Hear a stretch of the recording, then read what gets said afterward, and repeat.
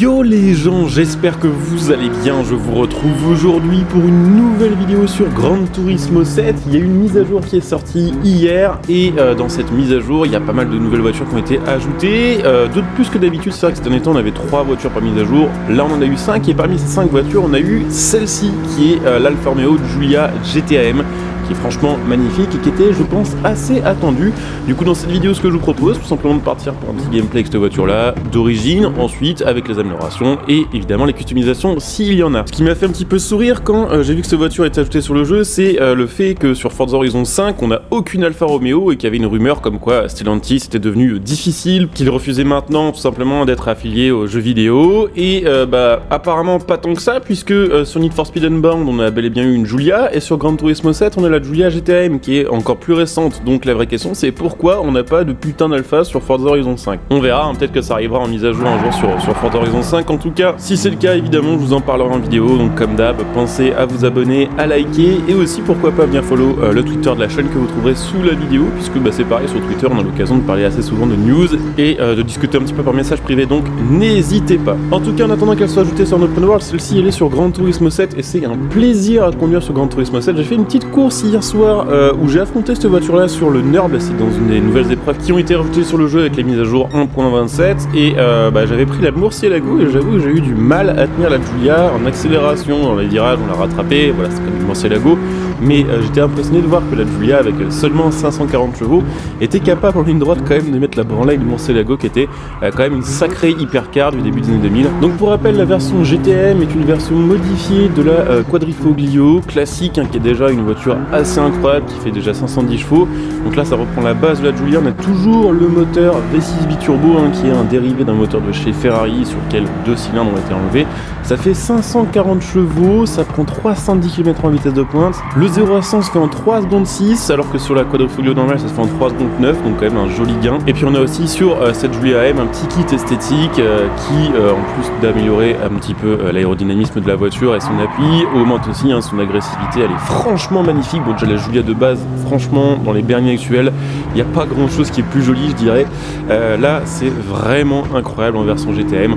Surtout en vert, comme ça, je dirais que la voiture est vraiment presque parfaite. Donc pas grand chose pour que ce soit quelque chose de vraiment inoubliable. Après, côté performance et côté maniabilité sur le jeu, évidemment, c'est une Propu. Si vous jouez comme moi sans SCT, ça part assez vite en drift. Et je dirais que ça manque peut-être un tout petit peu de frein. Alors après, c'est peut-être parce qu'avant, effectivement, j'ai beaucoup roulé avec des voitures plus rapides que ça pour faire les courses de la mise à jour, mais j'ai l'impression que ça freine pas si fort que ça. Enfin, c'est correct, mais c'est pas non plus incroyable.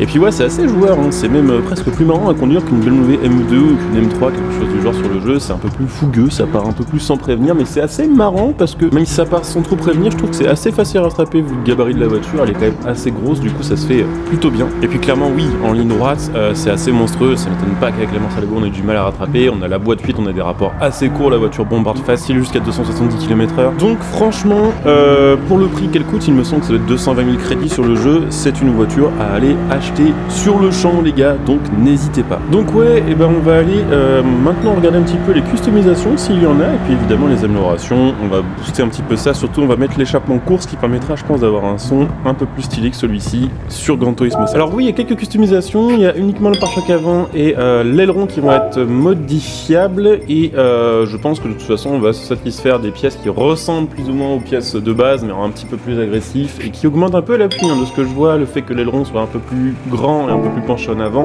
doit aider pour que la voiture tienne mieux la route à haute vitesse. Bon, après, à part ça, il n'y a pas d'autres pièces, mais j'ai envie de dire, c'est pas très grave vu que la Giulia GT-AM est déjà hyper agressive, hyper large et hyper travaillée en fait. Ça aurait fait trop en fait, clairement, de pouvoir plus l'améliorer que ça. Enfin, l'améliorer, la customiser. Donc on va regarder un petit peu les pièces performance. Je sais pas trop ce qu'on va en faire de cette voiture là. Je pense que je vais quand même pas mal la booster pour pouvoir l'utiliser sur les nouvelles épreuves, notamment pour la remettre éventuellement sur le NURB 24 contre la Giulia classique full stock. Donc je sais pas, on va regarder un petit peu ce qu'on peut lui faire. Je pense qu'on va quand même beaucoup l'améliorer. Peut-être même quasiment au max, en laissant quand même 2-3 pièces comme les pneus par exemple en mode sport et pas en mode course par exemple. Donc on va voir, je vais améliorer tout ça. Bon, je vais vous montrer vite fait les pièces, mais en fait il n'y a rien de particulièrement incroyable, il n'y a rien de bloqué. ni de particulièrement spécial sur cette voiture-là. Donc je vais améliorer ça de mon côté, puis on se retrouve dans quelques instants pour tester tout ça sur circuit. Allez, bah c'est parti pour un petit run sur le circuit du Mans avec le Giulia GTAM amélioré. Bon, au final, j'ai craqué, hein, j'ai quand même beaucoup amélioré la voiture. Alors j'ai pas mis les pneus course parce que je trouve que sur ce jeu, la physique avec les pneus course au volant est vraiment ultra bizarre. Genre les voitures sont un peu trop sur des rails, je dirais.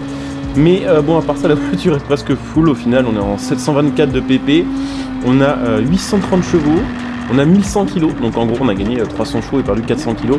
Et surtout on a les échappements course qui, sur Gran Turismo 7, vraiment je trouve libèrent complètement le son des voitures. Alors là c'est le jour et la nuit, hein, entre la voiture d'origine et la voiture améliorée. Donc c'est clairement pour ça d'ailleurs que j'améliore autant mes voitures sur Gran Turismo, c'est que je trouve que le son des bagnoles améliorées est vraiment cool à conduire. Donc voilà, pour l'instant je cours pas trop. On va attendre dans la ligne droite comme d'hab pour voir si on rattrape tout le monde sur ce petit tour grâce aux performances en ligne droite. Et puis à mon avis ça va être une voiture qui va être un peu plus dure encore à conduire que full stock vu la puissance qu'on a en plus. Donc vu qu'en plus il y a beaucoup de coupes, faut être bien réveillé pour passer les rapports. Assez tôt je veux dire pour pas drift. Donc c'est parti, petite ligne droite. Techniquement d'après le jeu on est censé choper entre 360 et 360 km/h à vitesse de pointe. C'est quand même assez énorme un peu une berline comme ça. Alors oui, effectivement, elle est très puissante, mais bon, c'est pas forcément la silhouette la plus, on va dire, je trouve pas mon mot, mais la plus adaptée, voilà, à faire des grosses vitesses de pointe. Mais bon, vous voyez, avec l'aspiration, les 370, ils vont le casser. Hein. On les a cassés, donc nickel. Plus que ça, 372. Je pense pas qu'on soit beaucoup plus que ça. Peut-être si on avait la Nitro et une boîte plus longue en 8ème, peut-être qu'un petit 380 ou 390 aurait été jouable. Mais j'ai envie de dire 370, c'est déjà pas mal. Sachant que la voiture de base, elle fait 310 normalement. Enfin, j'ai pas testé la voiture de base en ligne droite, mais 310 données constructeurs, on va faire confiance là-dessus au jeu. Donc ouais, c'est plutôt une grosse amélioration. Bon, après on va évidemment se terminer ce petit tour, on va voir... Oh là, on va voir si on arrive à rattraper tout le monde. C'est bon, ça passe. Le freinage est maintenant bien meilleur, hein. Je pense que là on aurait regardé le freinage full stock. On aurait fait un tout droit dans le sable. Mais ouais, on va terminer notre petit tour. Évidemment, j'espère que cette vidéo vous aura intéressé, que vous serez content en tout cas de voir cette voiture sur un jeu moderne. N'hésitez pas, si c'est le cas, à dire en commentaire voilà, ce que vous en avez pensé. N'hésitez pas à liker, à vous abonner, à venir follow la chaîne sur Twitch pour les prochains lives. Comme d'hab, le Twitch est sous la vidéo, donc n'hésitez pas à follow. N'hésitez pas, si vous avez Amazon Prime, à utiliser votre Twitch Prime sur ma chaîne Twitch pour me soutenir gratuitement et profiter de plein de petits bonus. N'hésitez pas. Vous pouvez évidemment aussi soutenir la chaîne en utilisant le lien de soutien que vous trouverez sous cette vidéo pour faire par exemple vos achats de jeux à prix réduit en utilisant mon lien Instant Gaming. Vous pouvez utiliser également mon lien matal.net pour ceux qui veulent s'acheter du matos, gaming, tout ce qui est en rapport avec ça. Et puis évidemment, vous pouvez aussi devenir des soutiens de la chaîne via le bouton rejoindre sur cette vidéo. Donc n'hésitez pas, là aussi ça vous fait profiter de plein de petits bonus comme pour ceux qui cliquent leur Prime sur la chaîne Twitch et ça soutient sur le long terme. Donc n'hésitez pas, ça fait toujours plaisir. Donc voilà, on va terminer tranquillement notre tour. Je pense pas qu'on arrive à remonter le premier, malheureusement le premier il a pris un petit peu trop d'avance. Que je pourrais peut-être pas voir ça avec le volant qui sera en bas gauche de l'écran. Mais en gros, bon, là, le troisième et le deuxième ça va le faire. Je pense que là, si on ne choque pas sur les derniers virages, ce qui est possible, hein, ça arrive à tout le monde. Si on ne choque pas ici, normalement, E2 on les mange. Ouais, vu comment on est parti. Allez, petit dépassement propre. On va les avoir, par contre le premier a vraiment pris trop d'avance. Vous voyez là-bas, on peut pas la rattraper en deux virages, c'est pas possible. Mais bon, quand même on est passé de dernier à deuxième avec cette voiture là et franchement un kiff de l'avoir sur le coup. Ah oui, j'ai pas mentionné, mais au total entre les améliorations et le prix de la voiture on est à 500 000 crédits. Donc voilà, je coupe ici, je vous dis à très bientôt, bon jeu à tous, ciao.